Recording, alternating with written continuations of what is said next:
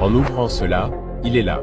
La couleur bleu argent titane, qui, je pense, est ma préférée de toute la gamme. Mais voyons ce que nous obtenons d'autre dans la boîte. Il semble que nous recevions un outil d'éjection de la carte SIM, ainsi qu'un livret standard et un câble USB de type C vers type C.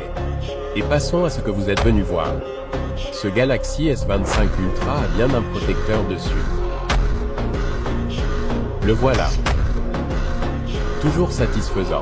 Mais allons-y et allumons-le pour la toute première fois. Tout de suite, je remarque à quel point les côtés de cet appareil sont plats et quelle est la surface qu'il y a sur les côtés et bien plus encore, en particulier dans les coins ici. Alors, regardons de plus près le matériel pendant qu'il démarre. En bas, c'est là que se trouve le S Pen. Et c'est un peu différent puisque les coins sont incurvés.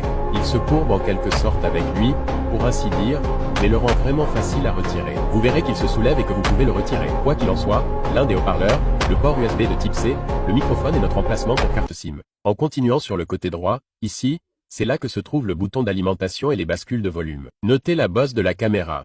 Ce n'est en aucun cas quelque chose de fou. J'ai certainement vu une bosse de caméra beaucoup plus grande. Et puis vers le haut, juste quelques microphones. Et en passant sur le côté gauche ici dans le coin ici, c'est juste une antenne pour votre connexion cellulaire. J'aime la façon dont le titane change de couleur en fonction de la façon dont la lumière le frappe. Et en parlant de ça, regardez de près l'arrière.